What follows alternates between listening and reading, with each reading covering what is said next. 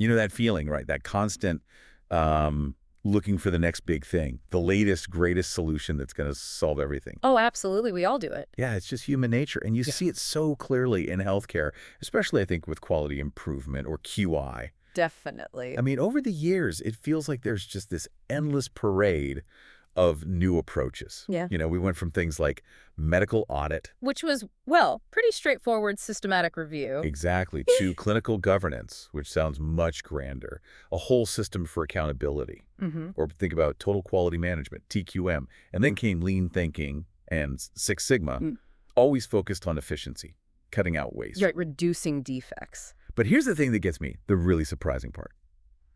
The names change, the buzzwords evolve, but if you actually look closely, the core stuff, it often looks remarkably similar. Okay, so let's try and unpack this a bit. Well, what's really fascinating, I think, is this idea someone termed pseudo-innovation. Pseudo-innovation, okay. Yeah. It's basically where existing ideas, often good ones, get sort of cleverly repackaged. New labels, new jargon, maybe a slightly different emphasis, and suddenly it looks brand new. Ah, okay. So it's like old wine in new bottles. Pretty much. And look, this isn't usually accidental. There are real incentives driving it.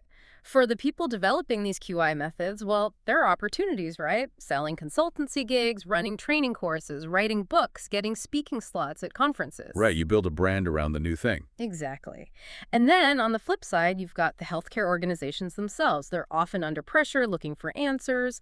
And, you know, they often really want quick, simple fixes that promise dramatic results. So they're quite receptive to these new promises. Okay, so if it's often just repackaging, this constant churn, this chasing the new, does it actually cause problems? I mean, are there downsides to this reinvention cycle? Oh, absolutely. Big downsides. This constant reinvention, this pseudo-innovation, can seriously undermine the actual effectiveness of QI work.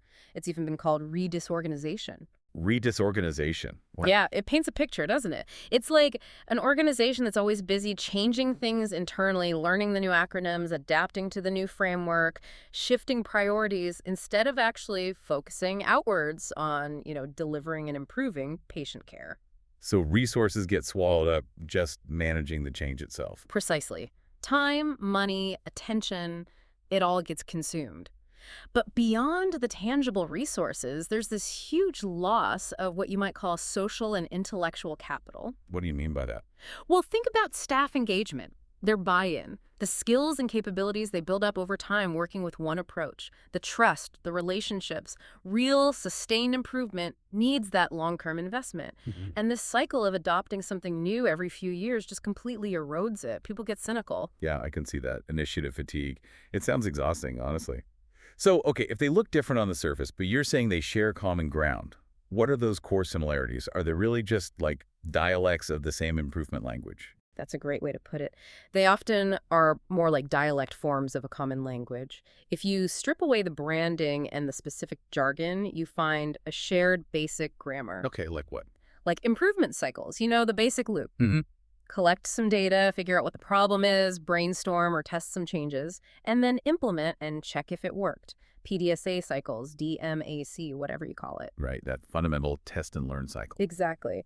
And most of them use a common toolkit, too. Things like fishbone diagrams for cause analysis or process mapping to see how work actually flows.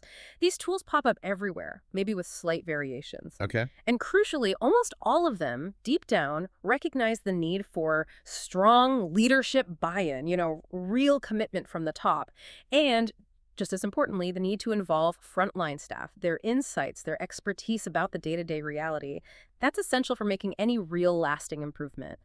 Recognizing this common core is so important if we want to build knowledge cumulatively instead of constantly hitting reset. That makes so much sense. So, okay, where does this leave us then? If we're potentially caught in this loop, this pseudo-innovation cycle that leads to wasted effort, maybe even cynicism, and missed chances for real, deep, sustained improvement. How do we get smarter about this? But hang on, surely not everything is pseudo-innovation. There must be genuine advances too. How do we tell the difference? That's the million-dollar question, isn't it? And the answer, I think, lies in demanding a much more skeptical, more scientifically rigorous approach when we evaluate these QI methodologies. We really should be asking for the kind of robust evidence we'd expect for, say, a new drug or a new medical device. Okay, so what kind of evidence are we talking about? Well, I reckon you need at least three types. First, theoretical evidence, basically asking how and why is this new approach supposed to work? What's the actual logic behind it? What's its program theory, the step-by-step causal chain that explains how its activities are expected to lead to better outcomes? Does it make sense? Right. Does the theory hold water? Exactly. Second, you need empirical evidence. Does it actually work in the real world? And not just, did it work in this one showcase project run by enthusiasts, but does it work reliably? For which kinds of problems? In which contexts? For whom? And, critically, at what cost? This needs proper, rigorous, ideally independent comparative evaluations. So hard data, not just success stories. Yes. And third, don't forget experiential evidence. What's it actually like to use this method day to day? What are the practical challenges? What lessons have teams learned on the ground? What feedback do the users, the clinicians, the managers actually have? We need to capture that practical wisdom. Theoretical, empirical, and experiential evidence. That's a really useful framework. It really pushes back against just jumping on the latest bandwagon because it sounds exciting. It does, because this constant hunt for the new really clashes with the core principle of improvement, which is constancy of purpose. That idea of having a clear long-term goal and sticking with it, consistently investing effort over time, that's what really drives lasting change, not constantly switching tracks. That's a fantastic point. So maybe a final thought for everyone listening. The next time you come across a really exciting, new, maybe even revolutionary approach in your field, whether it's healthcare or something else entirely, what questions are you going to ask? How will you figure out if it's genuinely innovative or maybe just a familiar tune played in a slightly different key?